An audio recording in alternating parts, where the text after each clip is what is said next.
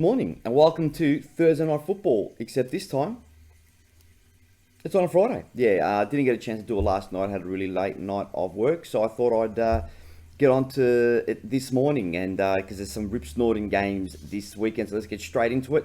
Friday morning football, of course, it's Positivity Friday, so what I decided to do is get all the stats this week, are all positive stats. Even the teams that are struggling at the bottom of the ladder still decided to put up a positive stat. So let's get straight into it for round 10. Like I said, the talking points, there are some rip-snorting games this week, season-defining games everywhere, which is a great legacy for the Indigenous celebration round. Melbourne is still the only undefeated side, 9 from 9, and there are now 2 spots in the 8 up for grabs, with 1 game separating 7th from 12th, which is a far cry from a couple of weeks ago where there was pretty much only 8th was available. So teams at the top are struggling, and the teams around 9th to 15th are starting to pick up, save for a couple. West Coast and North Melbourne are still holding up the ladder, with West Coast having the worst percentage at round 9 since Fitzroy's 47.7 in 1991. The only one that's lower than what West Coast have dished up this year. They're having a shocker, and they can't blame COVID anymore. It's all on their own, particularly with players, going out in nightclubs and all that sort of stuff. Tom Lynch from Richmond is leading the Coleman on 31, so he's on track to get 75. Still Tom Hawkins on 27 from Geelong, along with Charlie Curnow, who's also on 27. Good to see Charlie Curnow back, isn't it? A couple of years decimated by injury. It's obviously showing how important he is to Carlton. Darcy Parish from Essendon leads the disposal winners with 303. Clayton Oliver from Melbourne with 295, and Lockie Neal from Brisbane 289. Now, one of the other talking points, this descent rule is a farce.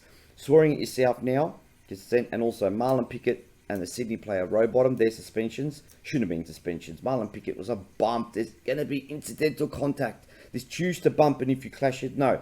If you choose to bump and you bump high, fair enough, suspend. But if you choose to bump and then there's a head clash, to me, that's accidental. There's always going to be head clashes in football. But look, I digress. I could be here for an hour talking about it. I probably will later on in the week. But let's just focus on this week's terrific games of football.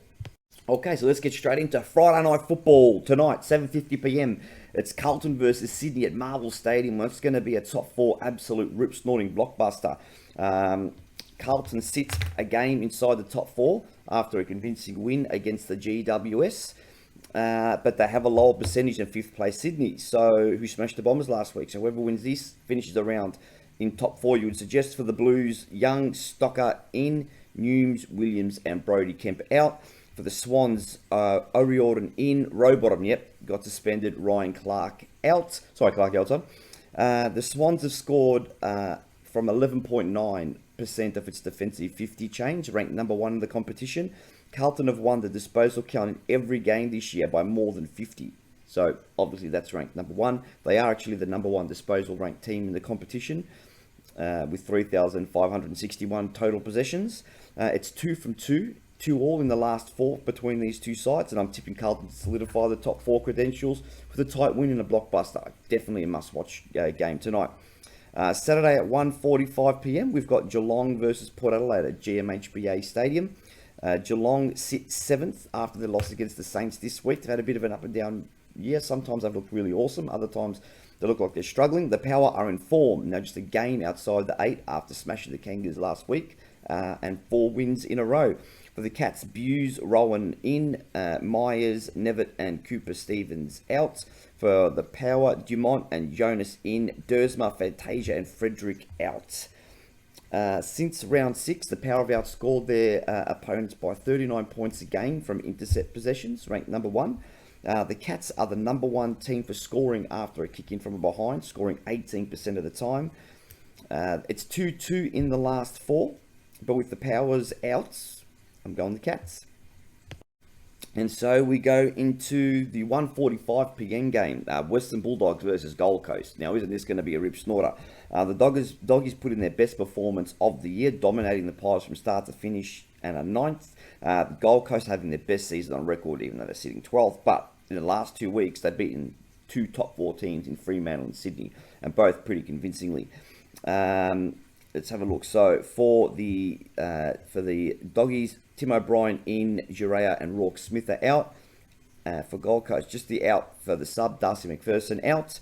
It's pretty much unchanged. The Gold Coast are number 1 in the last 4 rounds at around the ground clearances differential, winning by 7.5 a game, obviously due to Jared Woods just dominating. And in the last month, the Doggies have won the contested possession count in 11 of 16 quarters, ranked number 1. They've become a really good contested football side. Now, the Doggies have won the last 3, but this could be upset of the round territory. I'm going the Suns with Woods to dominate in the ruck. Yep, I'm going the Suns. Go Suns! No, I'm not barracking, but yeah, I'm tipping the Suns, as that's my upset of the round. At 4:35 p.m, this won't be upset of the round. Well, if it ends up happening, it'll be upset of the millennium. North Melbourne versus Melbourne at Marvel. 2 easy kills in a row for the D's. The Kangas are second last on the ladder after another 11-goal drubbing. Melbourne on top of the ladder after easily accounting for the Eagles. North Melbourne have swung the axe. Hugh Greenwood, Horn Francis, Simpkin and Zeri in. Stevenson dropped again. Marnie, Bosanavalagi, the ex-Collingwood player as well, out with Coleman, Jones and Nazaro. For Melbourne, Melsham in, Harms and Chandler out. So let's have a look at some stats. Playing at number 1, playing as the number 1 ruckman at the Kangas since round 7, Todd Goldstein averages 5.7 clearances a game, which is ranked number 1 for ruckman. In the last month, the Demons have outscored their opponents by about 3.5 goals per game from clearances, ranked number 1. Melbourne have won the last 3 in the Kangas and will win this game by 12 goals plus. And then we move to 7:30 p.m. at Adelaide versus St Kilda at Adelaide Oval again. Another good game. The Crows have hit a bit of a wall. They've lost 3 in a row after their big win against the Bulldogs, losing 3 in the trot to sit 14th. The Saints had a great win against the Cats to sit 6th. They're just a game outside the 4, so a big game for the Saints. Let's have a look for the Crows. Lachlan Murphy, Thielthorpe, and in. Scholl, Himmelberg, and Pedler out. For the Saints, Wangani, Malira in. Higgins and Steele out. 2 big outs. The Saints have recorded 3 goals a game from forward half stoppages, ranked 3rd. Tom Doherty from the Crows has recorded 9.5 intercept possessions a game this season, ranked 3rd. And Adelaide have won 3 of the last 4 against the Saints, and I think they might just pull off an upset here. So I've gone 2 upsets in a row. Okay, so we go across to Dreamtime at the G. Richmond versus Essendon at the MCG, 7:30 p.m. Richmond are in form. They've won 3 in a row to sit in 8th. The Bombers have lost 4 of the last 5 to sit 3rd last. They're having a year from hell. Let's have a look at some of the ins and outs. For Richmond, Gibkiss, Tarrant in, Marlon Pickett out, suspended, Noah Bolter and Nyon out. For Essendon, Devon Smith in, Cutler and Caldwell out. Archie Perkins finished the game from Essendon last week against Sydney with 5 tackles, the most for his club. And in the last month, the Tigers have won 18.5 intercept marks per game, ranked number 1. Richmond have won the last 11 against the Bombers, who haven't beaten the Tigers since 2014. That's going to continue this week. I'm tipping Richmond by about 4 goals. And we move over to Sunday's game. Now, as usual, as you know, I don't go over the ins and outs, but I will for the Collingwood game, but that's because I break for Collingwood, so...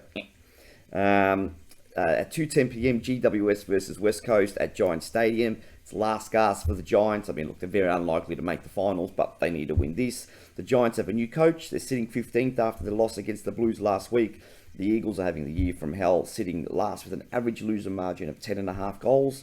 The Giants have recorded a tackle efficiency of 66.1% this season, ranked 2nd. Jeremy McGovern, as you would expect, ranks number 1 in the comp for intercept marks and possessions. West Coast have won 3 of the last 4 against the Giants, but the Giants will get some valuable percentage this week, particularly at Giants Stadium. They'll win by 50-60 points. And then at 3:20 p.m, Hawthorn versus Brisbane at University of Tasmania Stadium. The Hawks, like the Crows, have also hit a bit of a wall. They've lost 4 games in a row to sit 13th. Brisbane are now outright 2nd after beating the Crows to make it 5 wins in a row. Let's have a look at some of the ins and... Oh no, we're not going ins and outs. The Hawks have a shot at goal accuracy at 52.6% for the year. They're ranked 3rd.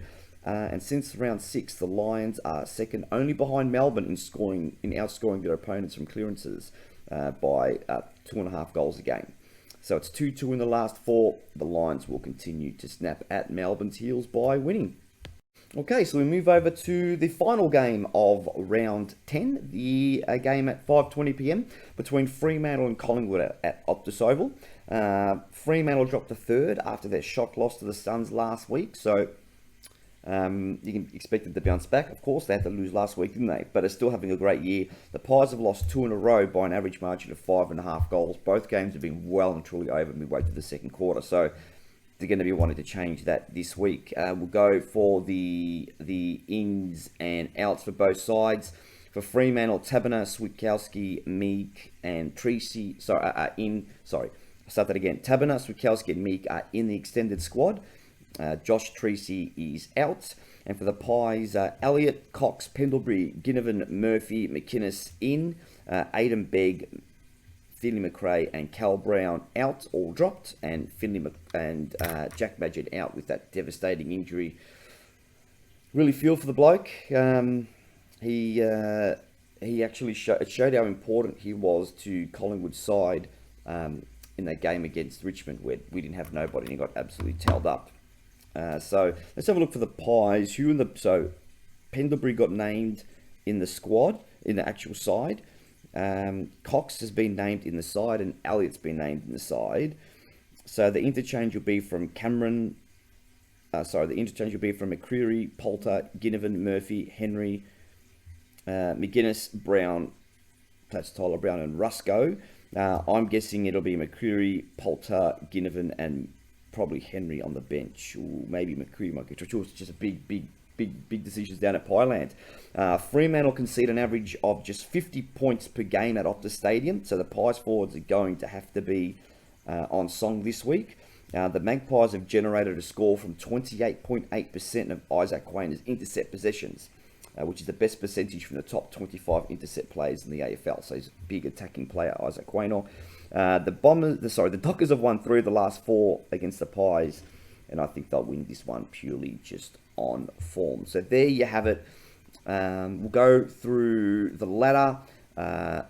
So first on 9 wins is Melbourne. Second on 8 wins is Brisbane. On 7 wins on third and fourth are Fremantle, Carlton.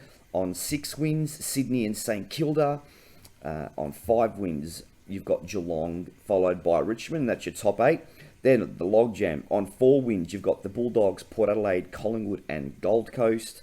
On 3 wins, you've got Hawthorn and Adelaide. On 2 wins, you've got GWS and Essendon. And on 1 win, you've got North Melbourne and West Coast. So there you have it. That's Friday morning football. Join me again tonight as I do Positivity Friday. Tomorrow is Day in the Life. And then Sunday, it'll be Fatman commentating the football. So thank you very much for joining me. Don't forget, Jelly Bean competition. Actually, bear with me. So don't forget, put your bet in. We've only had 1 guest so far. So do your bet. You have to be following our Instagram or YouTube channel to win. Guess how many jelly beans are in that jar, and if you win, you get it right, exactly right, you win $120. The winner will be announced on Tuesday if there is one. If there isn't a winner, it jackpots to $130. So yeah, so I'll see you tonight with Jimmy for Positivity Friday. Have a great Friday, great start to the weekend, and from my family to yours, peace.